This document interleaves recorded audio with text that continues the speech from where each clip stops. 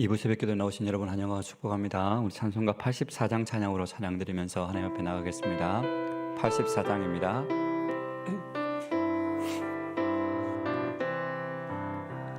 온 세상이 캄캄하여서 참빛이 없었더니 그 빛나는 영광 나타나 온 세상 빛이었네. 영광의 주, 영광의 주, 밝은 금이 내게 비추었네.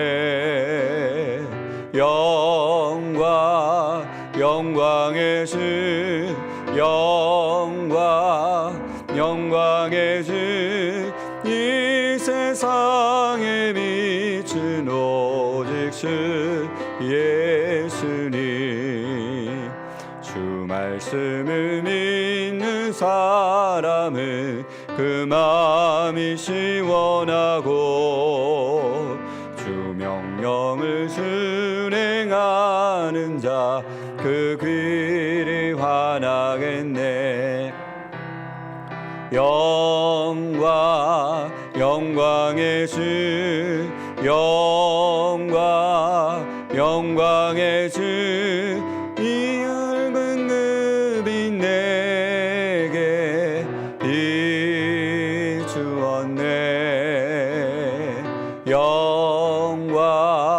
영광의 주,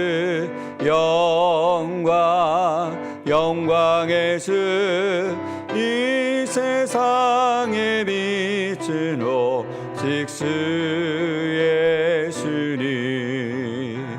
죄 가운데 사는 사람은 그 눈이 어두워도 그 죄악을 씻는 날에는 그 눈이 밝아지네. 영광의 주, 영광의 주, 밝은 금이 내게 비추었네. 영광의 주, 영광의 주, 이 세상에 빛은 오직 주 예수님. 아멘. 이 아침에 우리가 주신 하나님의 말씀은 로마서 13장 1절에서 7절까지 말씀입니다. 로마서 13장 1절에서 7절까지 말씀입니다. 찾으셨으면 한 절씩 기도하면서 읽겠습니다. 제가 먼저 읽겠습니다. 각 사람은 위에 있는 권세들에게 복종하라. 권세는 하나님으로부터 나지 않음이 없나니 모든 권세는 다 하나님께서 정하신 바라. 그러므로 권세를 거스르는 자는 하나님의 명을 거스름이니 거스르는 자들은 심판을 자취해야 하리라. 다스리는 자들은 선한 일에 대하여 두려움이 되지 않고 악한 일에 대하여 되나니 내가 권세를 두려워하지 아니하려느냐. 선을 행하라. 그리하면 그에게 칭찬을 받으리라. 그는 하나님의 사역자가 되어 내게 선을 베푸는 자니라. 그러나 내가 악을 행하거든 두려워하라.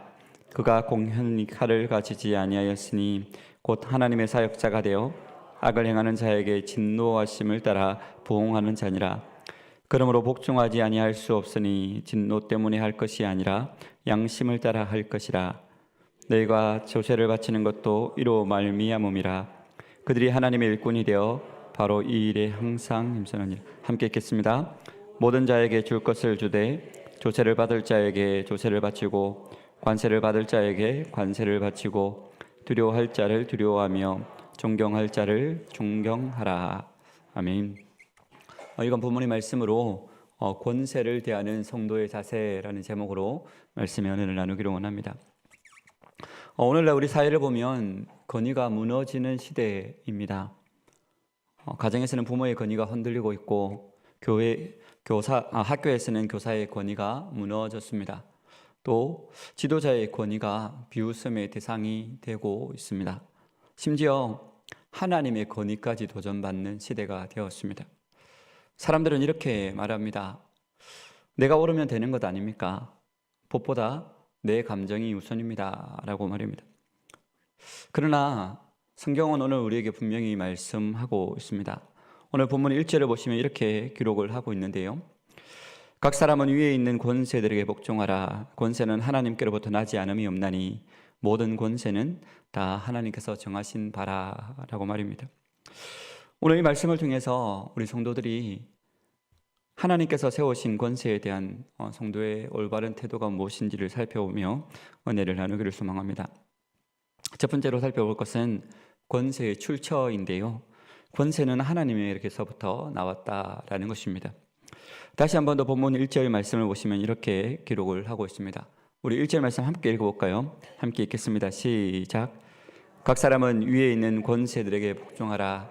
권세는 하나님으로부터 나지 않음이 없나니 모든 권세는 다 하나님께서 정하신 바라. 여기서 우리가 꼭 기억해야 할 사실이 있습니다. 권세의 기원은 사람에게 있지 않고 하나님에게 있다라는 사실입니다.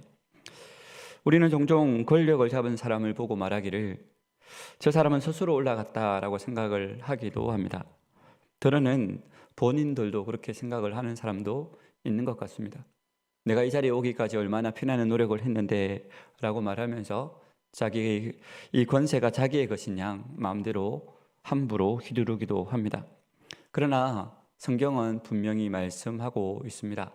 다니엘서 2장 21절 말씀을 보시면 이렇게 기록을 하고 있습니다. 그는 때와 계절을 바꾸시며 왕들을 폐하시고 왕들을 세우시며 지혜자에게 지혜를 주시고 총명한 자에게 지식을 주시는도다 라고 말입니다. 또 요한복음 19장 11절 말씀에서 예수님께서는 빌라도에게 이렇게 말씀을 하게 됐습니다. 예수께서 대답하시되 위에서 주지 아니하셨더라면 나를 해할 권한이 없었으리니 그러므로 나를 내게 넘겨준 자의 죄가 더 크다 하시니라. 이 말씀이 무슨 말입니까? 그 옛날에 강대국이었던 바벨론 같은 나라도 로마 제국 같은 불의한 권력도 하나님의 허락 아래에 존재했다라는 말입니다.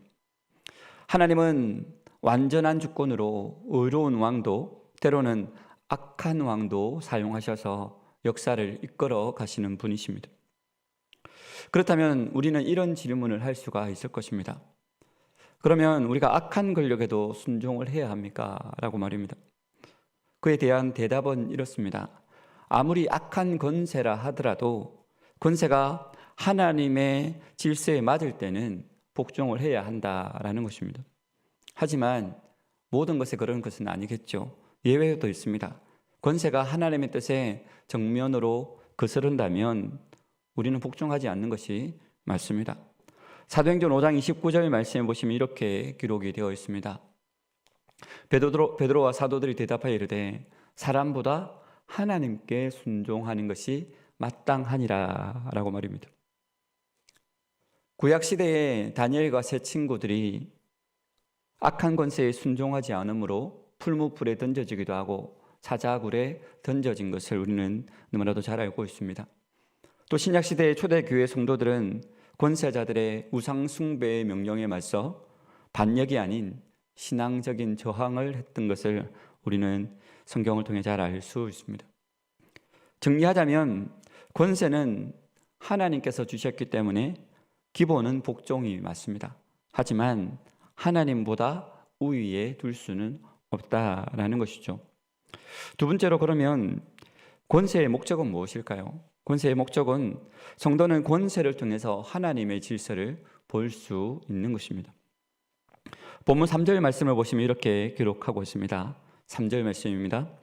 다스리는 자들은 선한 일에 대하여는 두려움이 되지 않고 악한 일에 대하여 되나니 내가 권세를 두려워하지 아니하려느냐. 선을 행하라. 그리하면 그에게 칭찬을 받으리라 라고 말입니다. 즉 권세는 질서 유지를 위해서 존재한다라는 것입니다. 하나님은 카오스, 즉 혼돈을 기뻐하지 않으십니다.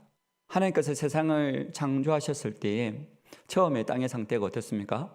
땅이 공허하며 혼돈한 가운데 있었습니다. 그 혼돈에서 질서를 세우셨습니다. 그것이 첫 창조였죠.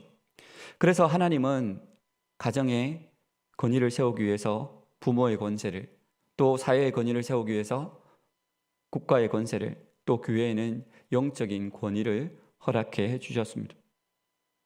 만약에 권세가 없다면 어떻게 될까요? 예를 들어서 도로에 신호등이 없다면 어떻게 되겠습니까? 아마도 매일 사고가 나든지 아니면 굉장한 교통체증으로 혼란스러워질 것입니다. 또 학교에 선생님의 권위가 없다면 교육은 붕괴가 될 것입니다. 또 나라에 법이 없다면요, 폭력과 약탈이 지배해서 굉장히 혼란한 시대가 계속될 것입니다. 그래서 본문 4절에서 통치자를 이렇게 표현하고 있습니다. 본문 4절 말씀입니다. 우리 이 말씀 같이 한번 읽어볼까요? 같이 읽겠습니다. 시작.